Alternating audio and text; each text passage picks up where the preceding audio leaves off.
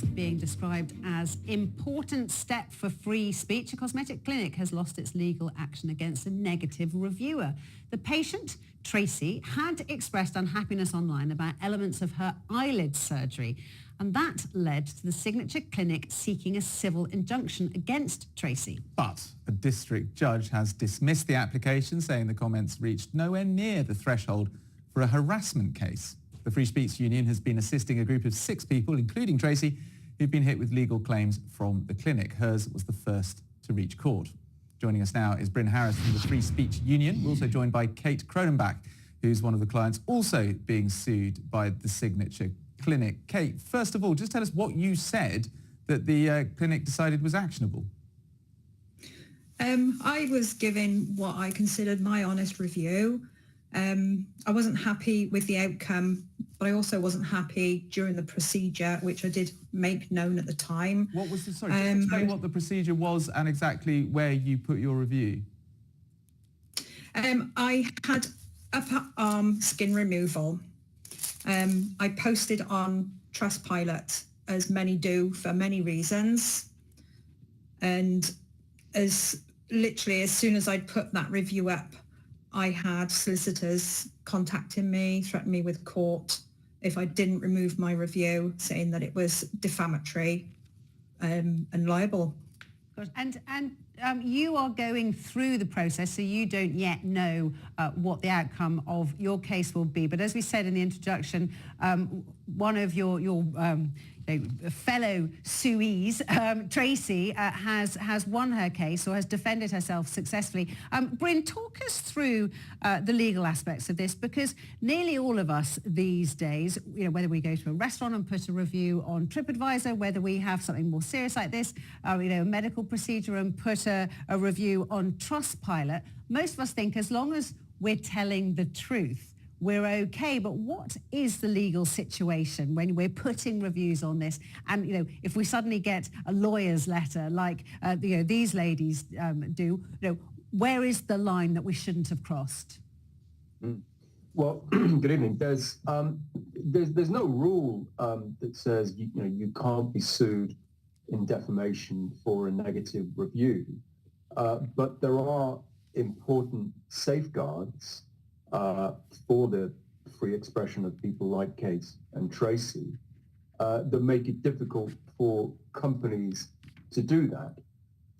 Now, most importantly, certainly in this case, if they want to bring a defamation action, in libel, they need to show that the comments caused them serious financial loss. Now, it's very hard to prove that, and it's probably very unlikely that any review is going to do that, especially with a company like this, which is doing a lot of work.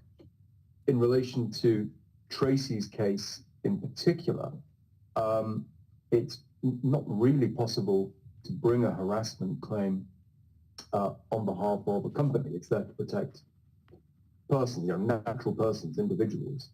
So, these are some roadblocks for signature, but if you look at it the other way around, it's also safeguards for people like Kate and Tracy, who are giving their honest opinion, trying to help others who are going through or thinking of going through a similar procedure and want to hear about the experiences of others.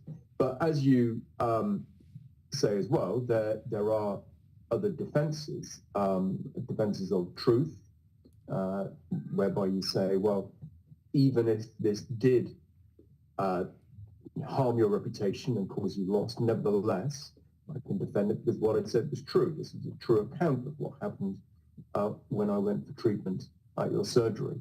Alternatively, of course, it could be an honest opinion, or it could be speech in the public interest. Now, I think that final one is, for me and for the Free Speech Union, a very important part of this case. I think it's very obvious that people like Kate, like Tracy, were absolutely acting in the public interest, because we all benefit from knowing the experiences of others who have used a consumer product or service. It's fundamentally helpful to the public at large to be able to go to sites like Trustpilot and for our decisions to be guided by their experience. So I think that's something that really needs to be protected.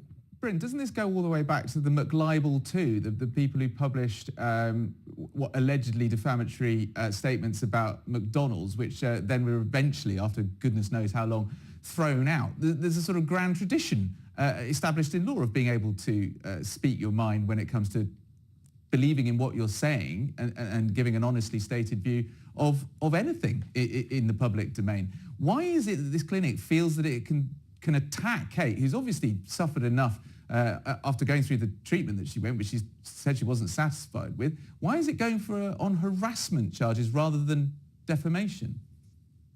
Well, I mean, first of all, I very much hope this isn't successor to the McDonald's libel action, which is one of the longest cases in English legal history. So I assure Kate that she's unlikely to be in that situation. It certainly is unusual for a company that's unhappy with negative reviews to seek redress through harassment, because as the judge in Tracy's case made very clear, it's a very high threshold to get to harassment. It's to protect people against serious, targeted, oppressive behavior, such as stalking, which is one aspect of harassment, and online reviews come nowhere near that. So it was unusual. It's possible that one reason they, I'm merely speculating, I should say, and there's more to be said in court.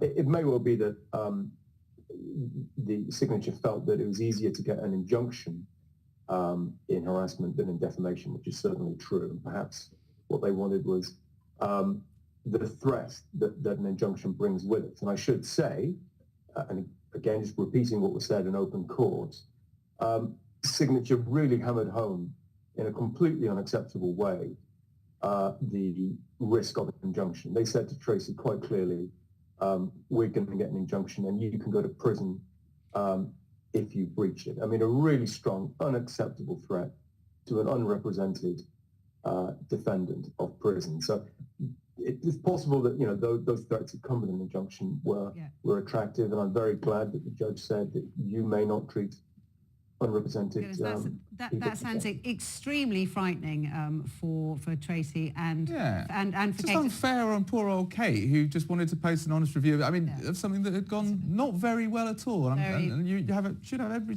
right to Very do heavy-handed. Well, Kate and Tracy. I hope the judge throws out your case as well as Tracy's. Exactly, and thank goodness that you've got Bryn and his colleagues fighting your fight for you. And I'm sorry, but we're going to have to leave it there. But many, many thanks to Bryn and Kate. Thank you.